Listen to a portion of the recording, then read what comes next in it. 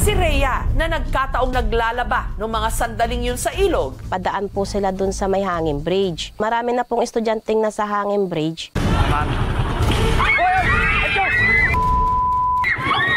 Nasyak po ako. Ang dami pong bata nakakwan sa tubig. Nagbagsakan na po yung mga bata. Talaga pong malakas ang tubig. Pero halos malunod si Rhea sa kaba nung napagtanto niyang kasama sa mga tumawid sa Jogan Hanging Bridge ang kanyang anak na si Christine. Kaya ang ina agad sumaklolo. Hindi pa nga po yung anak kong una kong nahawakan ay yung isa pong lalaki. Tapos yung anak ko po, yun po. Subigaw pa po yung anak ko, ma'am, na mama. Naawakan ko po siya sa kamay.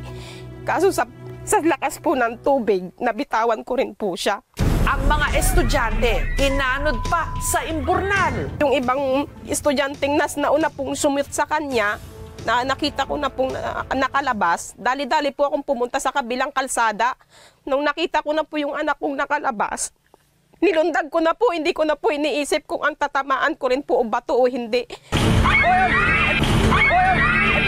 Hindi ko po iniisip yung mangyayari sa akin, basta yung mahawakan ko po agad yung anak ko. Si Christine nagkabukol sa ulo. Nagtamo rin siya ng mga galos at pasa sa baba, siko, noo at tuhod. Ito po yung sugat niya, ma'am, ito. Tapos meron po siyang pasa dati dito. Ayan, may bukol po siya rito at gas-gas pa sa ulo. Ito po, sumabit sa bakal po ito, yung tuhod niya. Namumutla po siya, nasusuka. Kailangan po siya talagang agarang pa-CT scan doon. Sabi ni doktor, sa labas lang po may namuong dugo.